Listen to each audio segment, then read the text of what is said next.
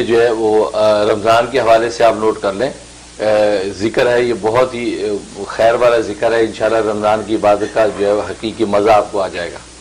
وہ لا الہ الا انت سبحانک انی کنت من الظالمین، یہ آیت کریمہ ہے، 41 دفعہ آپ نے یہ آیت کریمہ پڑھنی ہے۔ 41 دفعہ پڑھنے کے بعد پھر آپ نے یہ ذکر پڑھنا ہے، لا الہ الا اللہ الملک الحق المبین، لا الہ الا اللہ الملک الحق المبین، یہ 101 دفعہ پڑھنا ہے۔ اور اول آخر سب کے وہ 11 دفعہ آپ نے دروشی پڑھنا ہے۔ یہ پڑھ کے آپ نے دعا کرنی کہ اللہ رمضان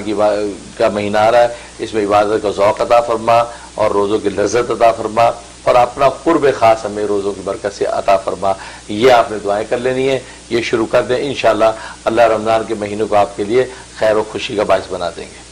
اور باقی دوسرا سوال ہے، یہ بھی بڑا دلچسپ سوال ہے کہ ظاہر ہے کہ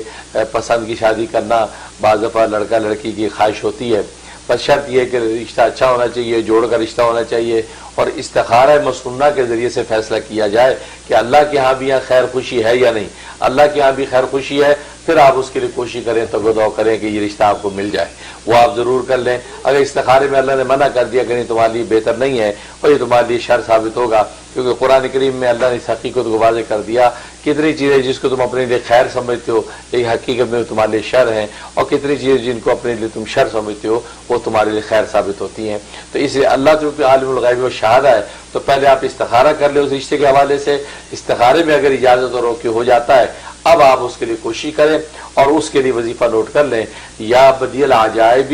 بالخیر یا بدیو، یا بدی العجائب بالخیر یا بدیو، 1200 دفعہ پڑھنا آپ نے عشاء کے بعد، اول آخر 12 مرتبہ درود شریف، یہ پڑھ کے جو آپ نے دعا کرنی ہے اور یہ 36 ڈیز بلا ناغہ آپ نے کرنا ہے، انشاءاللہ سب رکاوٹیں دور ہو جائیں گی اور وہ خیر والا رشتہ آپ کو مل جائے گا۔